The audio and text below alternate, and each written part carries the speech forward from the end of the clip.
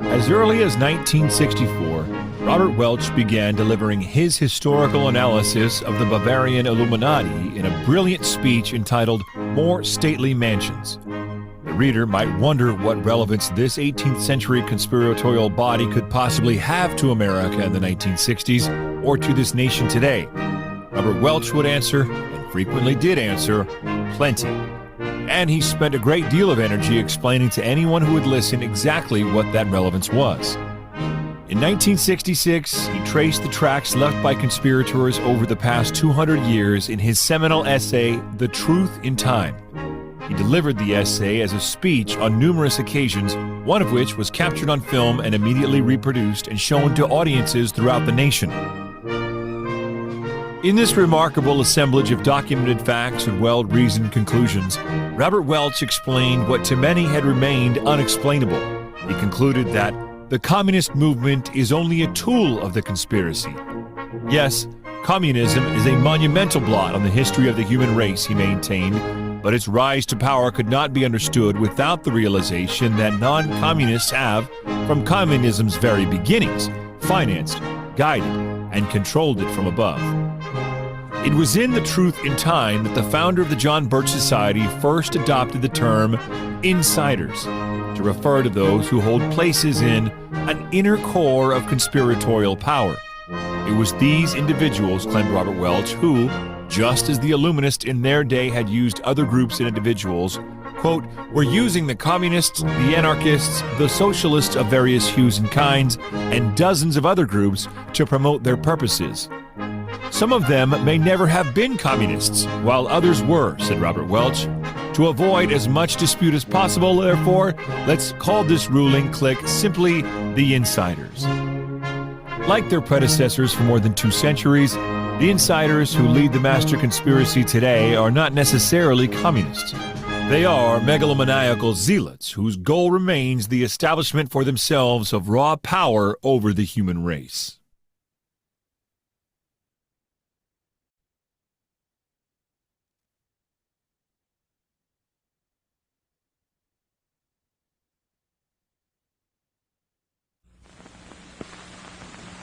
Ladies and gentlemen, what is the John Birch Society?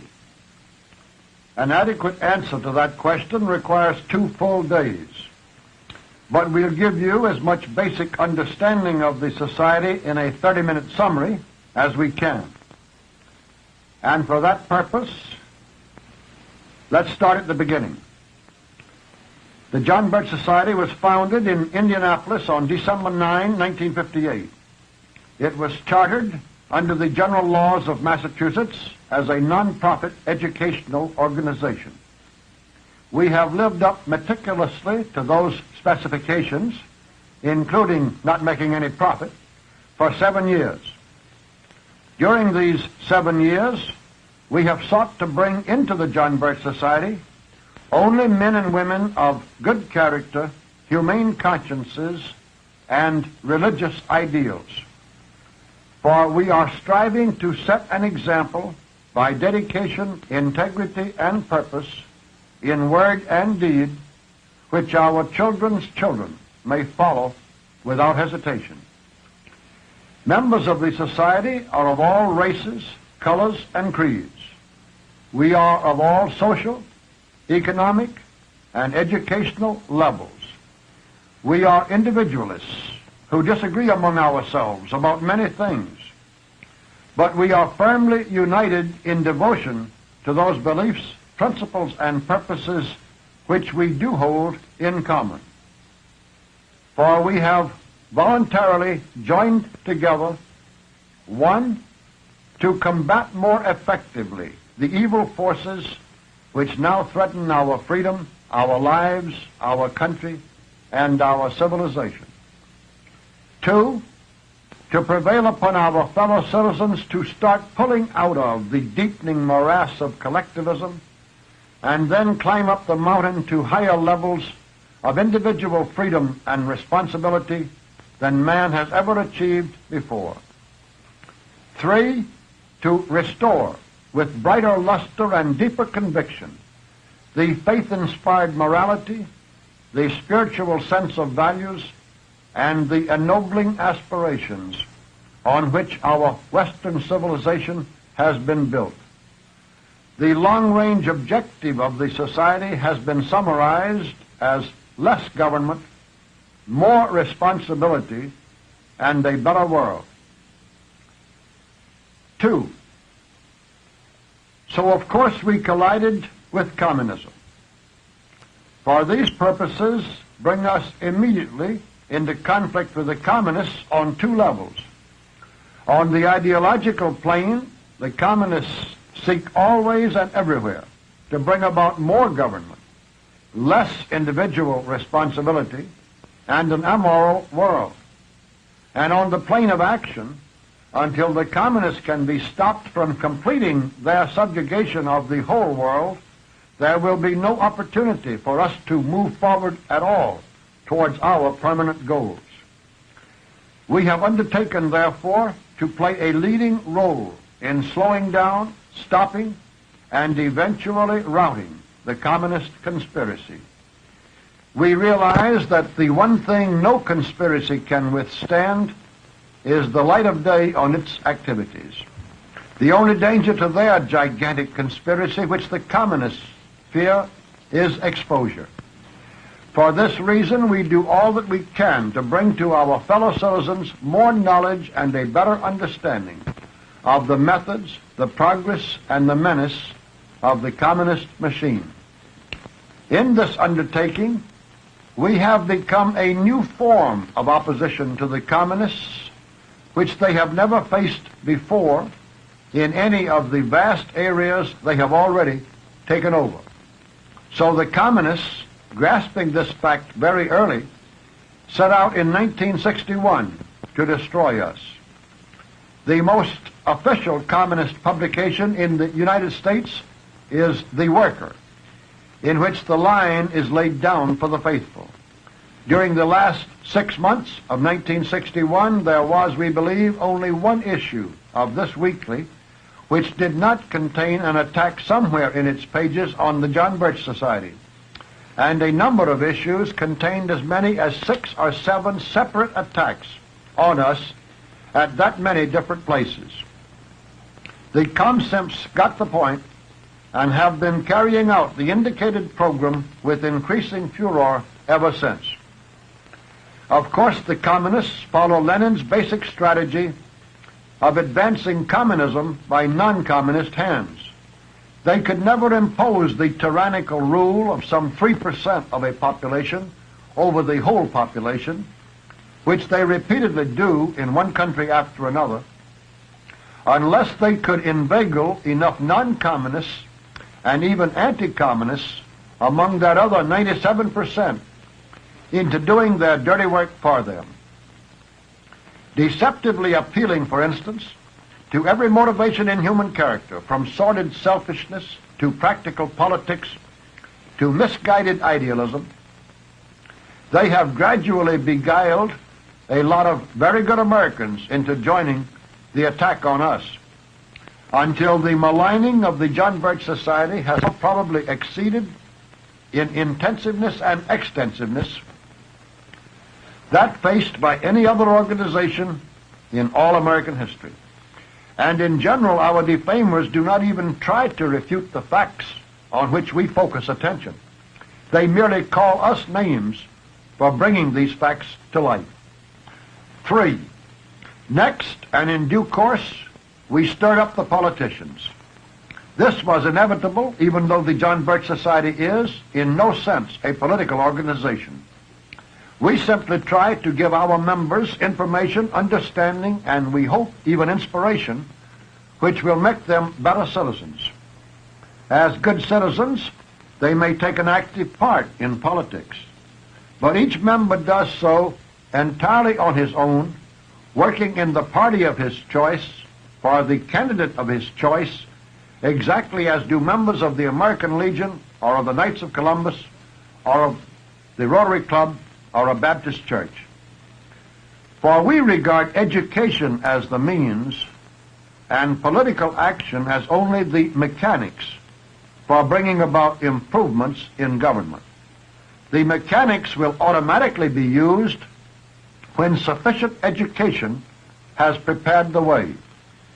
We mean it quite literally, therefore, when we say that education is our total strategy and truth is our only weapon.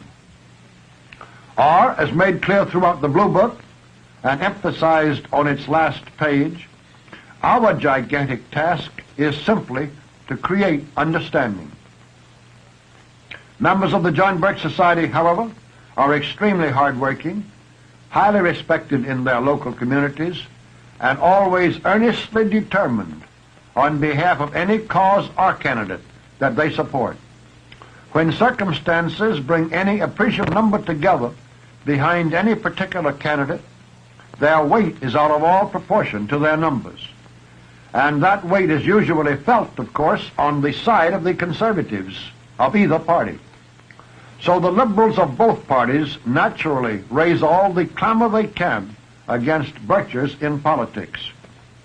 As the stranglehold of the liberals on both parties now steadily increases, even conservative politicians feel unceasing pressures to improve their images by joining the chorus of attack on the John Birch Society. Very few of them indeed have ever realized the extent to which they were running interference for the communists. A related part of the mammoth and many-faceted campaign which the communists have now generated against us is the deliberate and widespread attempt to associate the John Birch Society in the public mind with the Communist Party, the Ku Klux Klan, and other so-called extremists of the left and of the right. Our approach to the problems of today is so different from the viewpoint of the clans that we have never knowingly admitted a member of any clan into the society. We estimate that about 40% of our total membership is Catholic. Many of our finest chapter leaders are Jewish, and we are very proud of our small but growing number of Negro members who are working so hard and so courageously with us to show our fellow citizens, both white and colored, how the Negroes are being used today by the communists to serve communist purposes. So we have no similarity or sympathy with the clans or with any other group that tries to divide the American people along racial or religious lines. 4. And now you may well ask, what have we accomplished? Well, first, we have established a nationwide educational army. It has a fully paid field staff. This army is fighting with facts as its only weapons. And the whole army knows that to be better informed is to be better armed. For help towards informing ourselves first, and then others, we established a publishing division. It is now turning out books and magazines and pamphlets with a retail value of about $4 million per year. We also serve as very sizable distributors of the conservative books and reprints of approximately 100 other publishers. And our members now operate some 350 reading rooms that sell books scattered throughout the country, most of them under the name of American Opinion Libraries. We have certainly helped to reawaken, restore, and strengthen in tens of thousands of Americans the three great basic human loyalties: loyalty to God, loyalty to country, and loyalty to family. The communists know that they simply must destroy all three of these foundations of our civilization, for they can never rule peacefully, that is, without constant resistance, in any place or at any time where there is loyalty to anything except the communist state. We were the first organization in the United States to start calling widespread attention to the worldwide communist plot to discredit, demoralize, and destroy local police forces. Our members have distributed in leaflet form literally millions of our messages explaining what the communists were doing in this area and why. As a result, our Support Your Local Police drive has now won tremendous backing from patriotic citizens everywhere. We are engaged in an entirely proper and constitutional movement to bring about the impeachment of the Chief Justice of the Supreme Court. As only one result of our educational efforts in support of that movement, we have awakened hundreds of thousands of our fellow citizens to the vital differences between a republic and a democracy. Many of them have come to realize the lengths to which our founding fathers went in order to give us a republic, not a democracy, if we could keep it. And a growing number now understand how important it is that we maintain it as a republic, despite unceasing communist efforts to the contrary. Since 1961, we have worked steadily to expose and oppose communist hands in the so-called civil rights movement. Our members have distributed huge quantities of books and articles on the subject, including nearly 500,000 copies of Alan Stang's authoritative history entitled It's Very Simple, and over 600,000 copies of the pamphlet Two Revolutions at Once, showing communist plans to make their Negro revolutionary movement, as they themselves call it, a vital part of their broader proletarian revolution of the have-nots against the haves. We have organized ad hoc committees to reveal the truth about civil turmoil, and there are more than 180 of these TACT committees in the state of California alone. Our Speakers Bureau has a number of patriotic and courageous Negro Americans telling audiences all over the United States, out of their own personal knowledge, how the communists are ruthlessly trying to use their race not at all to help the Negroes, but simply to serve communist purposes.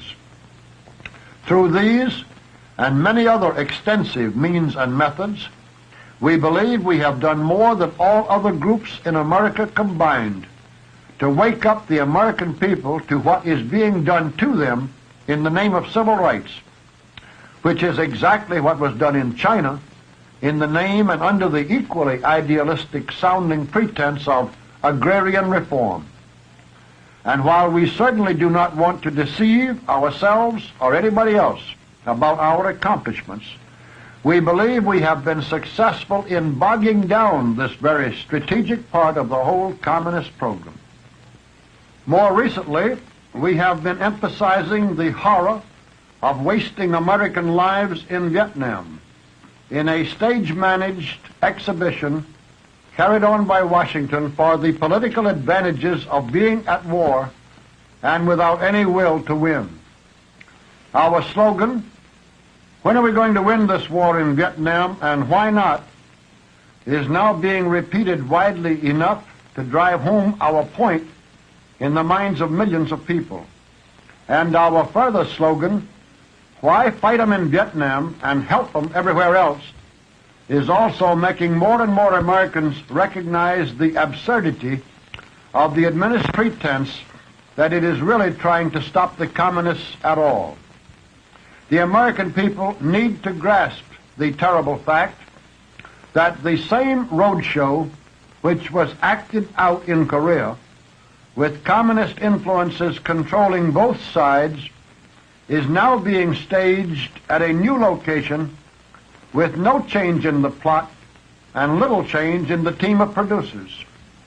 And we are doing our part to wake up our fellow citizens to the nature of this tragic and criminal deception.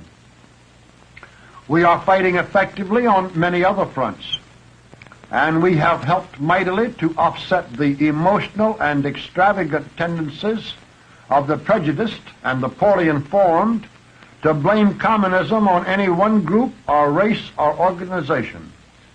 The historical facts clearly reveal that the international communist conspiracy reaches through every conceivable body it can utilize in any way to promote its ends.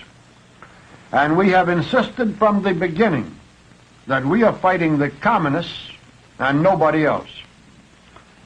The fact-finding subcommittee of the California Senate ended the 25,000-word report of its 2-year investigation of the Society with these paragraphs.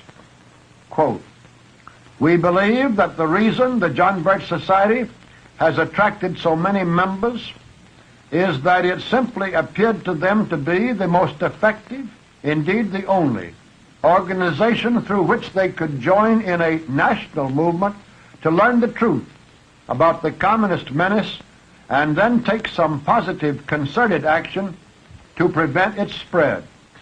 Our investigation and study was requested by the Society, which had been publicly charged with being a secret, fascist, subversive, un-American, anti-Semitic organization.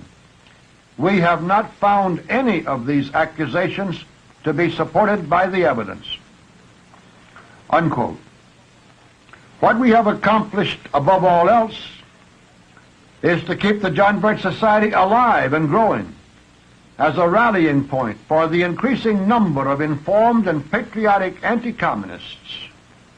Our members have achieved this result through staggering labor and sacrifice, despite unceasing harassments and distortions of their actions and pressures amounting in many instances to serious persecution.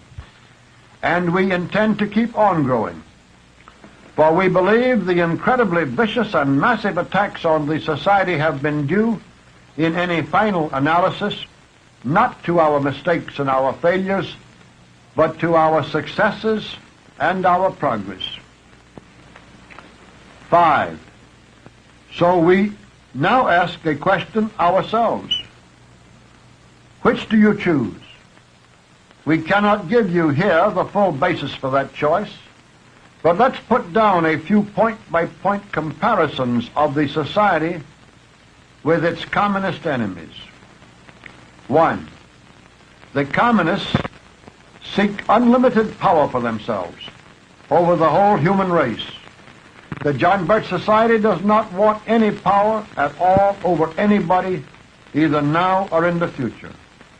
Agreeing with Lord Acton that power tends to corrupt, absolute power corrupts absolutely, the Society seeks to make progress towards its goals only by education and persuasion.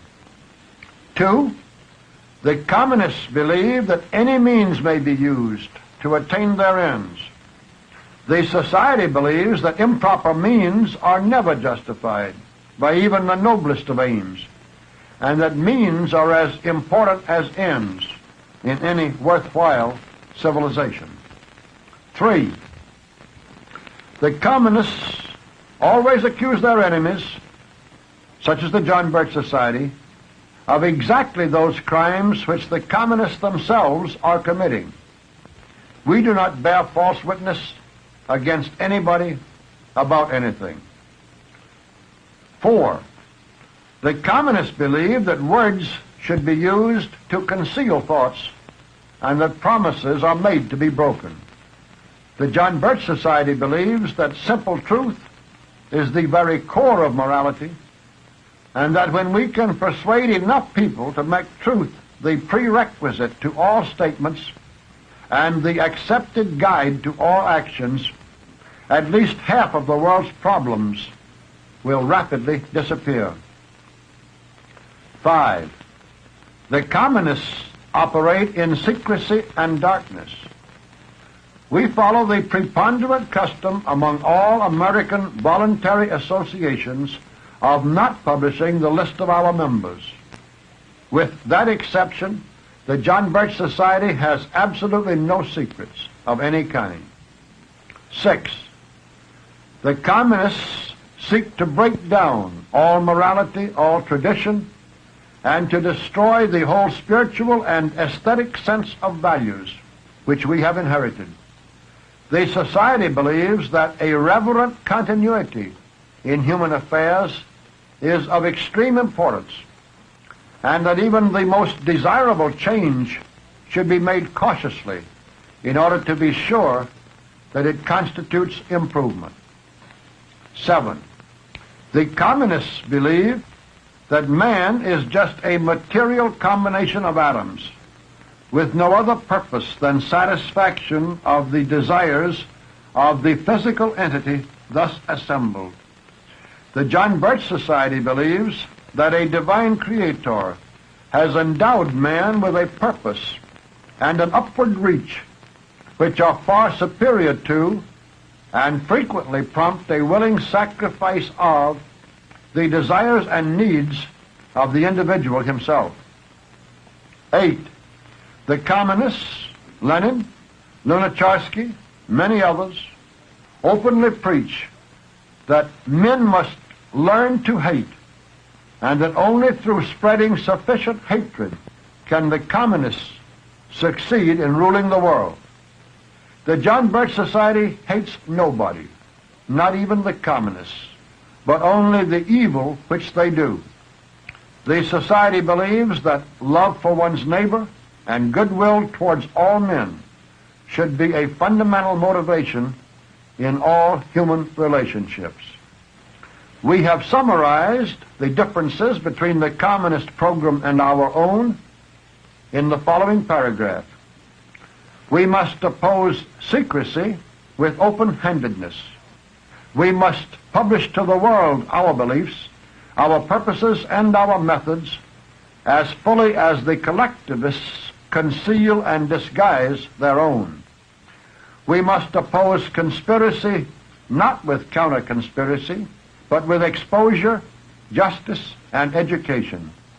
We must oppose falsehoods with truth, blasphemy with reverence, foul means with good means, immorality and amorality with more spiritual faith and dedication, rootlessness and chaos with tradition and stability, relativity with absolutes, pragmatism with deeper purposes, hedonism with a more responsible pursuit of happiness, cruelty with compassion, and hatred with love.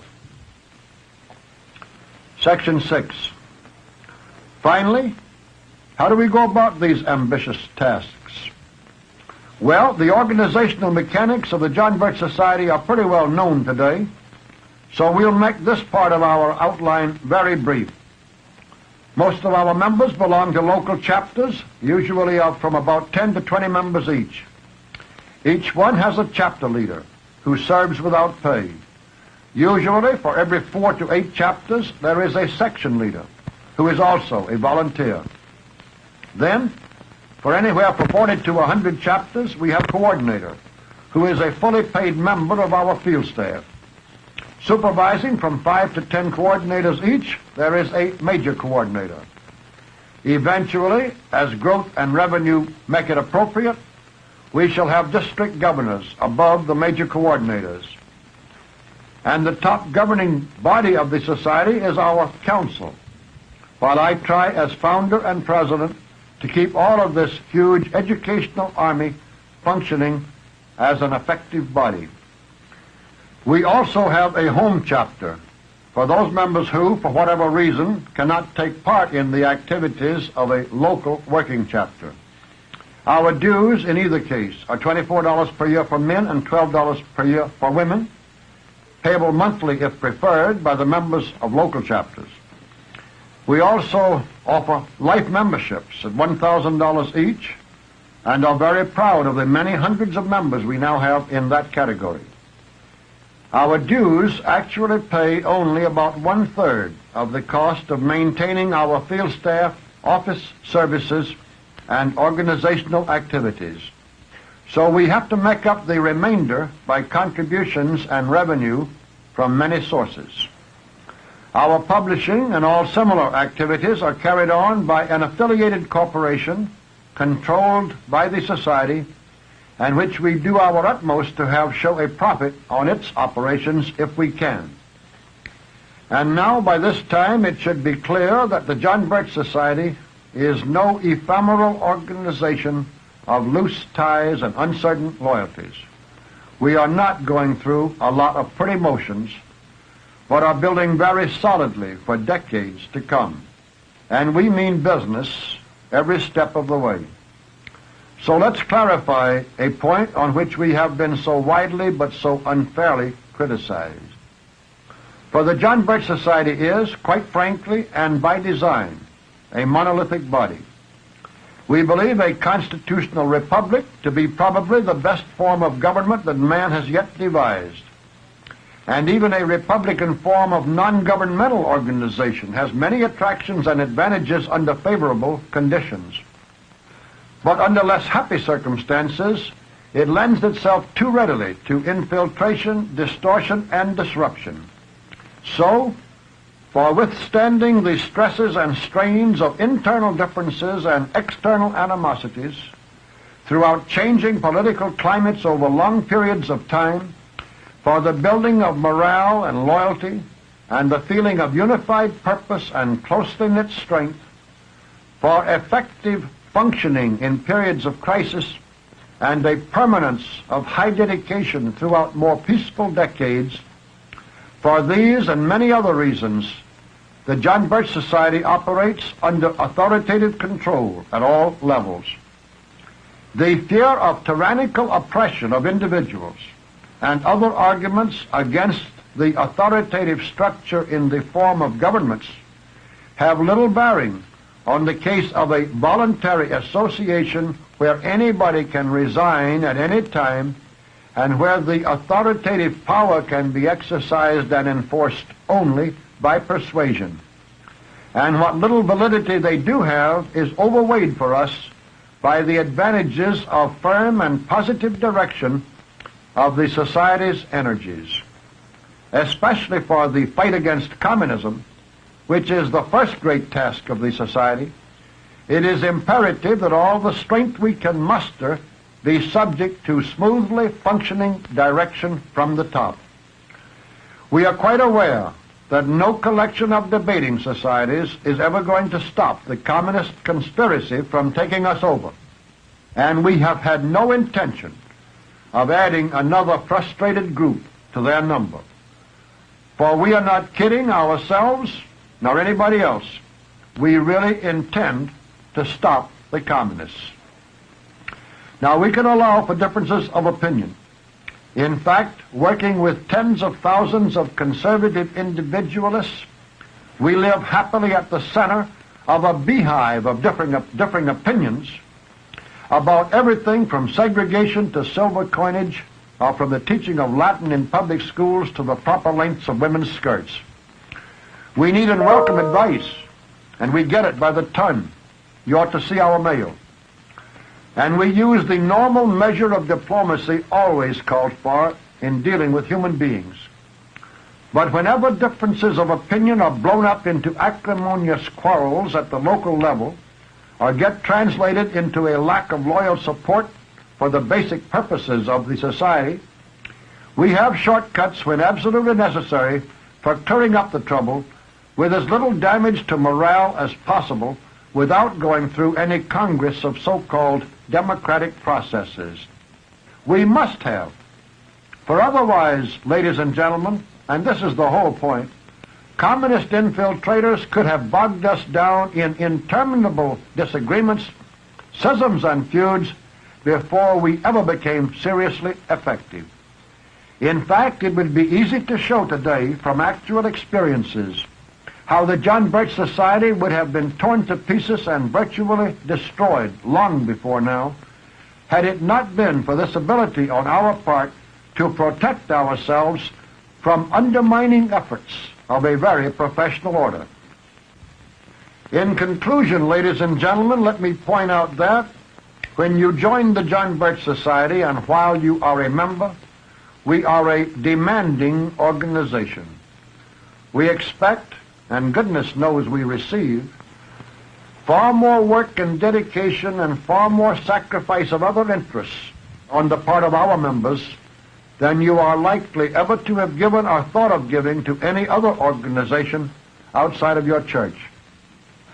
Because we are looking for pullers at the oars and not passengers in the boat. And you do not deserve a place among what is truly the finest body of men and women in the world unless you are willing to do your share according to your circumstances and your ability. We have established fundamental and permanent objectives much broader than the fight against the communist conspiracy, because we are convinced that these ultimate long-range objectives are more important than the defeat of the communist conspiracy, but also because we are utterly convinced that we cannot stop the communists unless our efforts are a part of such a broader and more constructive purpose. Yet it is the grip of the communist conspiracy which engages our attention so urgently today. Stopping the communists and destroying their conspiracy, or at least breaking its grip on our government and shattering its power within the United States, not only must occupy the most important spot in all of our thinking, it is the driving danger which should determine our thoughts today about almost everything else, and most of our actions too, for the foreseeable future. For unless we can win that battle, the war for a better world will again be carried on through long and futile dark ages. After we have been killed, our children have been enslaved, and all that we value has been destroyed. That is not rhetoric, and it is not exaggeration. It is a plain statement of the stark danger that is so rapidly closing in on us right now. And we ask you in all sincerity, ladies and gentlemen, if the John Birch Society does not play the leading role in stopping the communists, just who is there to do so? The communists pretend to believe, and some of them undoubtedly do believe, that communism is the wave of the future. We believe instead that the whole world is now tired of so much strife and bestiality, treason and immorality, cruelty and confusion, blasphemy and destructiveness, bitterness and fear, doubt and despair that always go hand in hand with communism. We believe that mankind may be about ready to arise, shake off this communist tyranny and terror, and move forward again towards a more enlightened and humane existence. We are doing everything in our power, by all honorable means, to create the understanding that will produce this result. If you have what it takes in character and in courage, then by all means join us now in our epic undertaking. With the added effort of people like yourself, and with God's help, when and because we have deserved it, we shall break up this immense criminal conspiracy and return a world gone crazy to sanity once again.